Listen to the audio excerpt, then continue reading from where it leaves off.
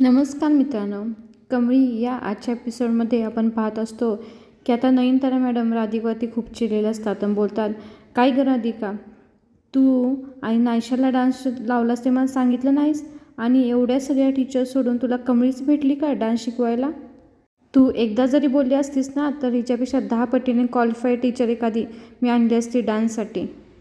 तर ऋषी बोलतो, आई प्लीज जरा माझं ऐकून घे तू. तेव्हा परिस्थितीच तशी होती. तर आई बोलते, हो का? काय परिस्थिती होती? इनामदारांची परिस्थिती इतकीही कधी वाईट आली नाही की कोणत्याही आयऱ्या-गैऱ्याकडून तुम्हाला डान्स शिकून घ्यावं लागेल. तर नयनतारा बोलते, ती क्वालिफाय आहे का? काय तिला यातलं डान्समधलं? तर यावरती ऋषी बोलतो, आई ती क्वालिफाय जरी नसली तर ती डिझर्व करते. आपण हा रिझल्ट पाहिला आहे तिचा. त्यावरती आई बोलते, तू मला शिकवू नको. आणि मला एक कळत नाही ऋषू, तू कधीपासून माझ्याबरोबर लपवाछपवी करायला लागलास? आजपर्यंत प्रत्येक गोष्ट मला सांगत होतास आणि आता असं काय झालं वेगळं? कोण तुला शिकवतंय असं वागायला? तर यावरती ऋषी बोलतो, आई मी तुला सांगणार होतो. तर आई बोलली, कधी सांगणार होतास? तो बोलला, आई मी तुला हे आजच सांगणार होतो. मग आई बोलते, हो का? सगळ्या जगाला कळल्यानंतर मग तू सांगणार होतास का की आपल्या घरी डान्स शिकवायला येते म्हणून? I fail to understand. कालपर्यंत प्रत्येक छोटी छोटी गोष्ट मला सांगत होतास आणि आज तू मला काही सांगत नाही असं नयनतारा तर रागाने बोलत असते. म्हणते, मला खरंच कळत नाही माझ्या ॲब्सेन्समध्ये तुला हिला आपल्या घरी आणण्याचं तू धाडस तरी कसं केलंस ऋषी? तर ऋषी बोलतो, मी असं काही आई चुकीचं वागत नाही. मी उलट वहिनीला म्हणालो. तर यावरती ऋषी आई चिडते बोलते, ओ म्हणजे ही आयडिया इथून आले, राधिकाकडून आले? याचा अर्थ एक मूर्ख घरामध्ये कमी होता, अजून एका मूर्खाची घरामध्ये ॲड झाली का? नयनतारा बोलते, या रोहितची तर काय बुद्धिभ्रष्ट झाली होती काय माहिती, हिला या घरामध्ये लग्न करून आणलं आहे. आणि राधिकाला बोलते, आणि काय गं, आता असे चुकीचे डिसिजन तुझी तू स्वतः घेणार आहेस का? त्यावरती राधिका बोलते, नाही आई तसं काही नाही, पण काय फरक पडतो सांगा कमीनं डान्स शिकवला तर? नयनतारा मात्र तर खूप रागाने रोहितकडे पाहत असते, कारण की तिला हे आवडलेलं नसतं. आणि त्यावरती आता राधिका बोलत असते, नाही आई त्यात काय चुकीचं झालं, सगळं चांगलं झालं आहे ना, नायशाचं काय वाईट झालं आहे का? असं बोलल्यानंतर मात्र नयनतारा मॅडम खूप जोरात राधिकाला मुस्काट लावतात आणि त्यावरती आता कोणीच काही बोललेलं नसतं. नयनतारा राधिकाला बोलते, आवाज बंद. माझ्यासमोर बोलण्याची हिंमत तरी कशी झाली तुझी? तुझी बुद्धी काय आणि कुठपर्यंत हे चालते ना हे मला चांगलं माहिती आहे. एक गोष्ट लक्षात ठेव, नायशाकरता तू कुठलाही डिसिजन घ्यायचा नाहीस. नायशाकरता काय चांगलं आहे काय वाईट आहे हे माझ्यापेक्षा कोणीही सांगू शकत नाही. अजून त्या बोलतात की माझी इच्छा अजिबात नाही की तिनं तुझ्यासारखी व्हावं. तुझी हिंमत तर कशी झाली मला आन्सर पाठीमागं देण्याची? असं नयनतारा आता तिला रागाने बोलत असतात. आणि त्यानंतर आता कमीकडे पाहून बोलते, हां हां म्हणजे अशी संगत आहे म्हणूनच तुझं धाडस झालं आहे असं उत्तर देण्याचं, असं कमीकडे पाहून नयनतारा बोलते. आता नयनतारा मात्र राधिकावरती खूप चिडलेले असतात. तेवढ्यात तिकडून ऋषी बोलतो, आई काही पण बोलू नको, वहिनीनं काही ठरवलेलं नाही. तर यावरती कमळी बोलते, खरंच मॅडम यावरती राधिका वहिनीची काही चुकी नाही. तर नयनतारा बोलते तिला, तू मला शिकू नकोस, मी तिच्याशी कसं वागायचं, ती माझी सून आहे ते मी पाहून घेते. आणि तू कोण आहेस गं, तू कशाला तिची बाजू घेतेस? आणि नयनतारा मॅडम बोलतात, हे माझ्या घरचं प्रॉब्लेम्स आहे, यामध्ये दुसऱ्या बाहेरच्या कोणीने मत दिलेलं मला आवडत नाही. गावावरून आलेली तू साधी मुलगी आहेस आणि तुझा काय प्लॅन आहे तो मला चांगलं कळालेला आहे. तुझं प्लॅन मी सांगते ना, आमच्या घरामध्ये शिरायचं, आमच्या नायशूला डान्स शिकवायचं, माझ्या भोळ्या मुलाला फसवायचं, त्याचा पैसा लुबाडायचा आणि त्याच्याशी मैत्रीचं खोटं नाटक करायचं, हा सगळा तुझा प्लॅन मी चांगला ओळखून आहे, असं नयनतारा आता कमळीला बोलत असते. आता कमळी मात्र ऐकून घेणार नसते, कारण की कमळी कधीही चुकीचं ऐकून घेत नसते. त्यावरती कमळी बोलते, बास मॅडम खूप बोला तुम्ही. एक गोष्ट लक्षात ठेवा, यावरती ऋषी सरांनी वहिनीने जे मला काम दिलं ते मी इनामदारीनं केलं आणि माझं कामाचा मोबदला मी घेतला आहे, असं आता कमळी बोलते. आणि जसं तुम्ही म्हणताय ना त्यासाठी मी ऋषी सरांची मैत्री अजिबात केलेली नाही आहे. आणि राहिला प्रश्न तुमच्या फीच्या पैशाचं ना, तर तुमचं सगळं पैशानं मी हळूहळू परत करेन, असं आता कमळी नयनतारानं सडेतोड उत्तर दिलेलं असतं. यावरती नयनतारा मॅडम म्हणतात, तुझ्या 30,000 पैशानं मी काही महाल बांधणार नाही, यापेक्षा जास्त सॅलरीने माझ्या मी मेडला देते. आणि त्यानंतर नयनतारा मॅडम तिला बोलतात, एक गोष्ट लक्षात ठेव, आज नंतर या घरामध्ये तू पाऊलसुद्धा ठेवायचं नाहीस. तर यावरती ऋषी बोलतो, आई प्लीज एकदा माझं ऐकून घे, कमी तशी मुलगी नाही आहे, मी काय म्हणतोय ते तर ऐकून घे, असं तर ऋषी बोलत असतो आईला. त्यावरती आई बोलते की ऋषी तू तू मला विश्वास हा शब्द तू तर सांगू नकोस. तुझ्यावरती मी विश्वास ठेवू? इतके दिवस तू हे सगळं माझ्यापासून लपवून ठेवलं आहेस आणि तू मला सांगतोस का मी तुझ्यावरती विश्वास ठेवू म्हणून? त्यानंतर आता नयनतारा मॅडम बोट दाखवून आता कमळीला बोलत असतात की आज नंतर आमच्या घरामध्ये तू अजिबात पाऊल ठेवायचं नाही म्हणजे नाही, हा माझा शब्द आहे, चांगला कान खोलून ऐकून घे, असं आता नयनतारा मॅडम जोरजोरात तिला बोलत असतात. मग आता कमळी बोलते, खरंच माझं चुकलं की मी तुमची परवानगी न घेता तुमच्या घरात कामाला लागलो, पण आता एक गोष्ट लक्षात ठेवा, मी कधीही तुमच्या घराची पायरी चढणार नाही. जेव्हा मी हे काम घेतलं ना तेव्हा माझ्याकडे खूप गरज होती म्हणून मी हे काम घेतलं होतं, पण तेव्हा मी काही लाचार नव्हते, एक गोष्ट लक्षात ठेवा. आणि तुम्ही म्हणता तसं मी कोणी अशी काही जवळीकही केली नाही किंवा नाटकही केलेलं नाही आणि हे माझे संस्कारही नाहीत, एवढी गोष्ट लक्षात ठेवा. आणि तुम्ही कितीही जरी नाही म्हणलं ना तर तुमचे 30,000 मी परत नक्कीच करेन. कमळी बोलते, हो माझा शब्द आहे. असं बोलण्यात ती तिची बॅग घेऊन तिथून रूममधून रागात निघून गेलेली असते आणि जाताना तिने नायशूला जी आणलेली गिफ्ट असते ती खाली पडते आणि ऋषी आता पाठीमागून तिला हाक मारत असतो, कमळी ऐक माझं, असं बोलून तिच्या पाठीमागे जात असतो. आणि मात्र हे आईला आवडलं नसतं की आता ऋषी तिच्या पाठीमागून जात आहे म्हणून तिला हाक मारत असतं आणि तो काय ऐकत नाही. म्हणून ती काय करते, ती गिफ्ट घेते आणि जोरात फेकून मोडून टाकते नयनतारा ते गिफ्ट, कारण की तिला माहीत असतं की हे गिफ्ट कमळीनं आणलेलं नायशूनं, म्हणून ते रागानं ती गिफ्ट घेते आणि मोडून टाकते. त्यानंतर खाली आपण येऊन पाहतो तर काय, इकडे कमळी ऋषी सरांना बोलत असते. कमळी म्हणते, का आणि कशासाठी मी तुमचं ऐकून घेऊ, तुम्ही खोटं बोलासा ना माझ्याशी, विश्वास तुम्ही तोडला माझा सर, तुम्ही का नाही मला सांगितलं की तुमच्या आईला ही गोष्ट माहीत नाही की मी नायशूला डान्स शिकवायला येते म्हणून, या पाठीमागं तुमचा काय विचार होता ते तुम्ही सांगा. तर ऋषी बोलतो, मी आजच सांगणार होतो. तर यावर ती कमळी बोलते, मग एवढे दिवस तुम्ही का गप्प होता, एवढ्या दिवसामध्ये तुम्ही का सांगितलं नाही त्यांना, तुम्ही बघितलं नव्हत्या केवढ्या चिडल्या होत्या, अहो का वागला तुम्ही सर असं.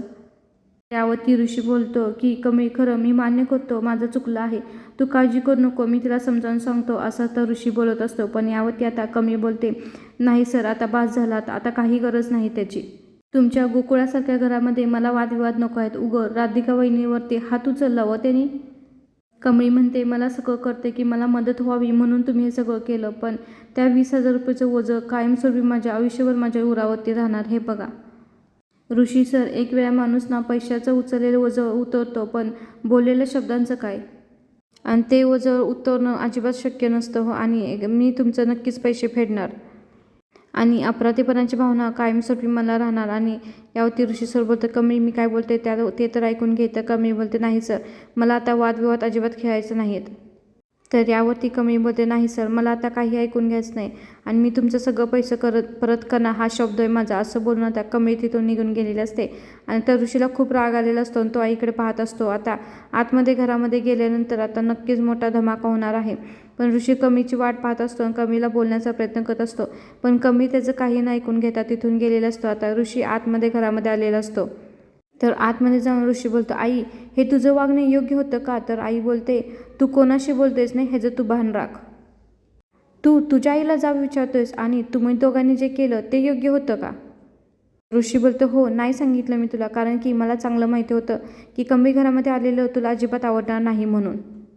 तर आई बोलते, त्यापेक्षा तू असं सांग ना की तुला पैशाची मदत तिला करायची होती. तर यावरती ऋषी बोलतो, हो आई करायची होती मला तिला मदत.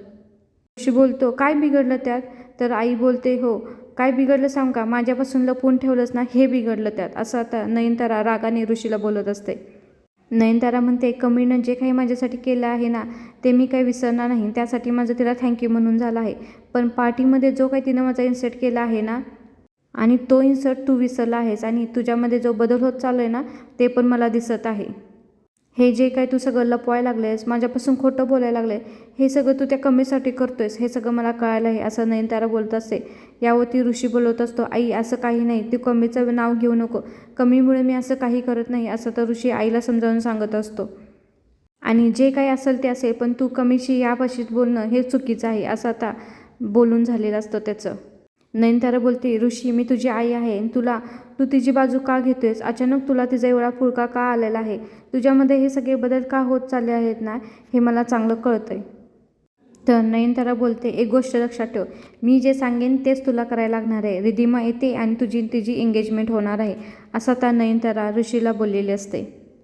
असं बोलल्यानंतर आता ऋषी बोलतो, काही नाही, मी कोणतीही एंगेजमेंट काही करणार नाही, मला या विषयावरती काही बोलायचं नाही.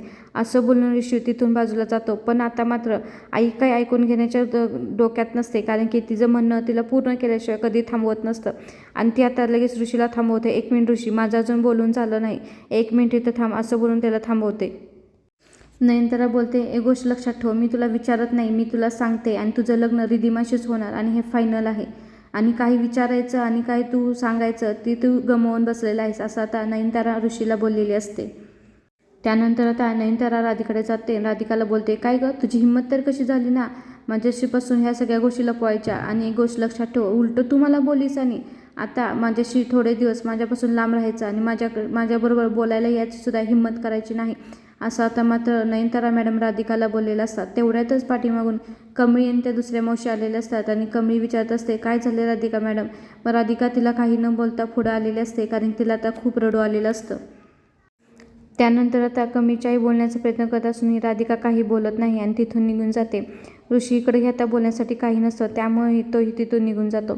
इकडे आता हॉस्टेलवरती कमळी आलेली असते. निंगी मात्र मस्तपैकी खेळण्यात व्यस्त असते. निंगी तिला आता एक दोऱ्याचा खेळ शिकवत असते आणि निंगी म्हणत असते, तू गेल्यापासून मी लय भारी खेळ शिकली बघ, हे बघ असं ना दोरा हातामध्ये अडकवायचा आणि तू ह्यातमध्ये बोट टाक की मी तुला सांगते कसं खेळायचं ते, असं निंगी म्हणत असते. पण कमळी काय आता त्या मूडमध्ये नसते आणि निंगीला हे काय माहीत नसतं.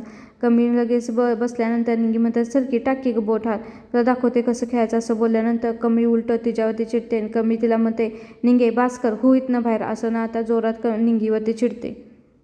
कमळी नंतर निंगीला हात धरून रूमच्या बाहेर काढते. आणि आता निंगी बाहेर गेल्यानंतर तिला कमळीचा रडलेला आवाज येतो, म्हणून ती आतमध्ये जाते आणि कमळीला बोलते, कमळी काय झाले गं, का रडतेस तू. तर कमळी रडत रडत बोलते, निंगे मला आई आणि आबाची खूप आठवण येते, या मुंबईमध्ये आपलं कोण पण नाही गं, असं आता कमळी निंगीला म्हणत असते. निंगी म्हणते, कमळी अशी का बोलतेस गं, मी आहेस की गा तुझ्याजवळ. तर यावरती निंगी बोलते, आई आत्ता इथं असते ना तर तिच्या खुशीमध्ये जाऊन मी खूप लय रडलो असतो, तिच्या पोटाशी जाऊन झोपला असतो, म्हणलं असतो सगळं ठीक आहे गं, काही झालेलं नाही गं, ती जवळ असली ना काही टेन्शन येत नाही गं निंगे, असं ना कमळी आता निंगीसोबत बोलत असते. कमळी म्हणते, इथली माणसं बिनसं सगळं नको नको झालंय गं. त्यावरती निंगी बोलते, काय पण बोलतेस गं कमळी, अशी का बोलतेस, एकटी पडली म्हणून, मी आहे की तुझ्याबरोबर, मी असताना असं बोलू नकोस तू, असं निंगी बोलत असते कमळीला.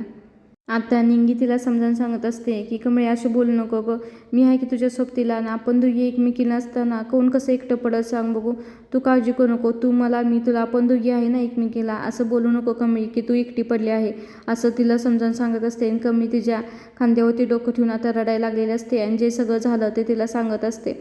आणि सांगत असते की नयनतारा मॅडम तिला काय काय बोलल्या. आणि हे सगळं ऐकल्यानंतर आता निंगीलाही खूप वाईट वाटलेलं असतं आणि निंगीही रडत असते. कमळी सांगते, नयनतारा मॅडम बोलल्या की कमळी तू दिसतेस तशी अजिबात नाही आहेस, तू एकदम खोटारडी मुलगी आहेस आणि नायशूच्या बाबतीत जे काही असेल ते सगळं मी ठरवते, असं बोललेले असते. निंगे त्या मला काय म्हणल्या माहिती आहे का, त्या म्हणल्या मला चांगलं माहिती आहे तुझा काय प्लॅन आहे ते, आमच्या घरामध्ये शिरायचं, माझ्या भोळ्या मुलाला फसवायचं, पैसे फासायचे आणि त्याच्याशी फ्रेंडशिप करायचं, हा तुझा सगळा प्लॅन मला चांगला माहीत आहे. तुम्ही अशी गरीब लोक अशीच असता, पैसे लुबाडण्यासाठी श्रीमंतच येता, असं इतकं मला काही काही बोललं आहे. आणि जे शब्द सगळा शब्द आता तिच्या कानावरती पडल्यानं तिला मनावरती लागलेला असतो आणि ती शब्द सगळा निंगीला सांगत असते. नंतर मॅडम खूप मला बोलल्या, मला खोटाडी बोलल्या, मी पैसे लुबाडण्यासाठी आले बोलल्या, मी मुद्दाम ऋषी सरांची फ्रेंडशिप केली आहे असं बोलल्या. तर यावरती निंगी आता रडते. निंगी बोलते, काय ती नयनतारा मॅडम तुला अशी बोलली, असं तुला बोलली, असं त्या निंगी तिला म्हणत असते. निंगी म्हणते, तुला अशी बोलली की पैशासाठी तू घरामध्ये आले. तर यावरती कमी बोलते, होय गं, आणि सगळ्यात जास्त मला याचं वाईट वाटते की ऋषी सरांनी माझी फसवणूक केली गं, मी नायशाला डान्स शिकवते हे ऋषी सरांनी सांगायला पाहिजे होतं ना गं त्यांच्या आईला, खूप मोठा त्यांनी माझा विश्वासघात केला आहे, असं त्या कमी रडत रडत निंगीला सांगत असते. त्यानंतर दुसऱ्या दिवशी सकाळी आपण पाहतो की निंगी अजून झोपलेली असते आणि कमी मात्र तयार झालेली असते. आणि आता कमी बोलत असते निंगीला, निंगे उठ की आता, चल माझं तयार झालं आहे. तर यावरती निंगी बोलते, काय गं जरासा डोळा लागला की लगेच उठवायला आलीस तू. तर कमी बोलते, जरासा डोळा लागलेला नाही, किती वाजलेत बघ, माझं सगळं आवरून पण झालं आहे, मी कॉलेजला जायला तयार पण झाले, तू उठ परदेशावर. तर यावरती निंगी बोलते, कमळी तू बरी आहेस ना. तर कमी बोलते, मला काय झालं. तर निंगी बोलते, हो काय नाही, तू रात्री जरा जास्त रडत होतीस म्हणून मी तुला काय बोललो नाही, पण रात्री जे तू ऋषी सरांना बोललीस, ऋषी सरांच्या बद्दल बोललीस ते मला अजिबात आवडले नाही. तर कमी बोलते, नाही आवडलं ना, राहून दे मग. कमळी म्हणत असते, मला एक लायब्ररीतून पुस्तक घ्यायची आठवण कर. त्यावरती निंगी बोलते, बघ तूच सांगतेस ना पोरींना की मनामध्ये काय विचार चालला असेल तर मनामध्ये ठेवायचं नाही, बोलायचं असतं. मग इथं बस, मला आता तुझ्याशी बोलायचं आहे, असं बोलून निंगी आता कमळीला जवळ बसवून घेते. तर यावरती कमळी बोलते, काय काय सारखं तुझं लावलंयस ग? काल जो त्रास झाला होता तो कमी होता का? अजून तू सारखा मला त्रास द्यायला लागलेस, असं आता कमळी निंगीला ओरडत असते. तर यावरती कमळी बोलते, ऋषी सर जे माझ्याशी खोटं बोलले आहे त्याबद्दल मला खूप राग आलेला. तर यावरती निंगी बोलते, कमळी तू म्हणतेस तसं ऋषी सरांनी आईपासून खोटं बोललं हे त्यांचं चुकलंच, पण तू हे का विसरतेस? त्या दिवशी आपल्याला पैशाची गरज होती आणि पैसे मिळाले नसते तर काय झालं असतं? आजी उठून आवरून तू तयार होण्यासाठी निघालेस कॉलेजला, ते झाले असतेच का? सांग बघू तू कॉलेजला जाण्यासाठी तयार. तर यावरती कमळी बोलते, हो निंगे मी कुठं नाही म्हणते त्या गोष्टीबद्दल. निंगी म्हणते, तो माणूस आपल्यासाठी एवढं करतो पण त्यानं कधीही आपल्याकडून अपेक्षा केली का? एवढं झालं तरी तर प्रत्येक वेळी प्रत्येक अडीअडचणीत आपल्यासाठी देवासारखा तो उभा आहे, असं आता निंगी कमळीला समजून सांगण्याचा प्रयत्न करत असते. निंगी हे सगळं बोलते त्यावरती कमळी उठून उलटते बोलते की, हे बघ स्वार्थ नसेल मान्य आहे मला, पण त्यांना जर आपली मदत करायची होती तर खरं सांगून करायची ना, आपल्याशी खोटं कशाला बोलायचं ना त्यांनी. निंगी बोलते, एक गोष्ट लक्षात ठेव, तू त्यांच्याकडनं पैसे घ्यायला तयार नव्हतेस आणि आपला आबा काय सांगतात माहिती ना, जेव्हा आपण अडचणीमध्ये असतो ना तेव्हा आई तुझ्या बहिणी आपल्याला कोणतं असं दूध पाठवून देते आणि तसंच त्यांनी ऋषी सरांना पाठवून दिलं होतं आपल्यासाठी, हे तू विसरतेस का? असं निंगी कमळीला सांगत असते. निंगी बोलते, जरा तर विचार कर ना गं, जेव्हापासून ऋषीचं तुझ्या आयुष्यामध्ये आले किती संकट आले, प्रत्येक संकटाला ते तुला सामोरे जाण्यासाठी मदत करू लागले ना गं. त्यावरती निंगी तिला सगळ्या गोष्टी आठवण करून देते, जसं तुझं लग्न, अन्नपूर्णा मॅडमची भेट झालेलं, कबड्डीमधलं यश, त्यानंतर ते ड्रग्स रॅकेटमध्ये जे झालं होतं, ह्या सगळ्या गोष्टीमध्ये ऋषी सर होते म्हणूनच तू यातून वाचले होतीस ना. आता मात्र निंगीनं सगळं समजावून सांगितल्यानंतर कमळीला पटलं आहे आणि कमळी बोलते, हो निंगी तू म्हणतेस ती बरोबर आहे, नाही गं काल मी रागामध्ये जरा जास्तच त्यांच्याशी बोलले गं, असं आता निंगी आता कमळीला बोलत असते. कारण तिच्या लक्षात आलं असतं की ऋषी सरांनी किती काय केलं होतं, प्रत्येक संकटावेळी ते ऋषी सर तिच्या मदतीला धावून आले होते आणि आता निंगीनं प्रत्येक गोष्टीची तिला आठवण करून दिली होती. आता मात्र कमळीला पटलं आहे की आपण रागामध्ये ऋषी सरांना खूप बोललो होतो. पण कमळी बोलते, एक गोष्ट लक्षात ठेव, मला ह्या श्रीमंत माणसांचा काहीसुद्धा उपकार नको होती. ऋषी सर चांगल्या मनाने मदत करत असतील गं, पण बाकीच्या लोकांचं काय सांग बघू. मग कमळी बोलते, आता हा विषय इथं जाऊन दे, आता मला माझ्या स्वप्नावरती फोकस करायचा आहे, असं बोलते. माझ्यावरती निंगी बोलते, तुला माझा विषय पटला नको, आता काम करते, मला अर्धा तास झोपून दे, असं बोलून निंगी आता अंथरुणामध्ये झोपण्यासाठी गेलेले असते. तर कमळी बोलते, काय तुला जरा तर अक्कल आहे का नाही निंगे? तर निंगी बोलते, एक गोष्ट लक्षात ठेव, रोज कशी मला गोड स्माईल करून उठवतेस ना तसं मला उठव. ही रडक्या कमळीचं मी काय ऐकणार नाही बघ, मी काय उठणार नाही, त्याविषयी ती माकडीनच बरी, असं आता निंगी तिला बोलते. तर यावरती कमळी बोलते, बरं का, हो का, उठा उठा उठा उठा उठा उठा निंगी ताई सारी करे उजाडले, असं बोलून ती हसवते. यावरती आता निंगी बोलते, हां असं ही बरोबर बोललीस बरं का. इकडे आपण पाहतो अन्नपूर्णाची फोनवरती बोलत असतात, म्हणत असतात, नाही हो बाकी काही नाही, मी म्हणूनच राजांना पाठवलं होतं कौल लावण्यासाठी. कसं आहे, जरासं कौल लागला की डोक्यातून सगळे विचार बाजूला होतात ना, काळजी वाटत नाही, म्हणूनच पाठवलं होतं मी राजांना, असं आता अन्नपूर्णा मॅडम फोनवरती बोलत असतात. त्या म्हणत असतात की आता परमेश्वराची कधी कृपा होते हे आम्ही पाहणार आहोत आणि आता आरतीला येणारच आहे मी रात्री, असं बोलून नंतर फोन ठेवतात. आणि इकडे आता राजन बोलतं की गुड मॉर्निंग आई. त्यानंतर राजन बोलतो, तू कुणाशी बोलत होतीस आई? तर आई बोलते, अरे गुरुजींशीच बोलत होतं, त्यांनी मला सांगितलं ना की कौल लावला आहे, काळजी करायचं कारण नाही. तर यावरती आता राजन बोलतं की हो आई, खूप पॉझिटिव्ह फिलिंग येत आहे आता.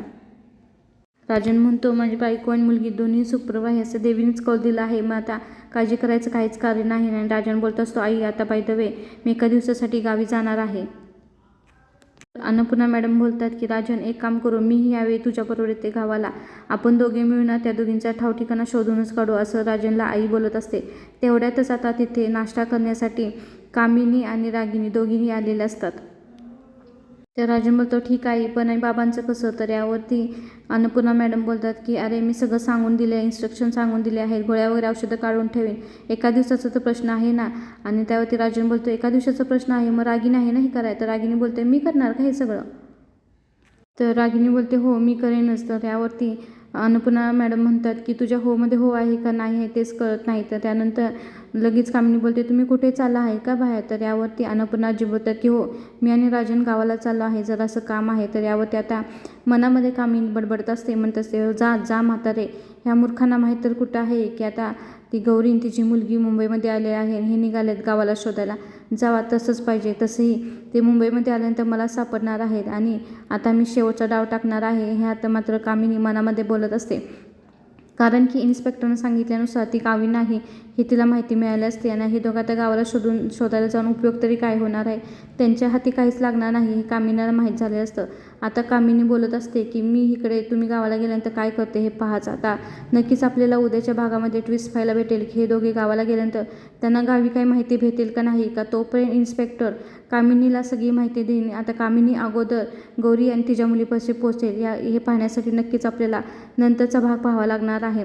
त्या ट्विस्टमध्येच आपल्याला कळेल की आता सगळ्यात अगोदर कामिनीच पोचेल का गौरी आणि तिच्या मुलीबरोबर, का तिकडे राजनला आणि अन्नपूर्णा मॅडमला गावी गेल्यानंतर लोकांकडून काय माहिती समजेल की त्या मुंबईमध्ये कुठे राहिलेल्या आहेत.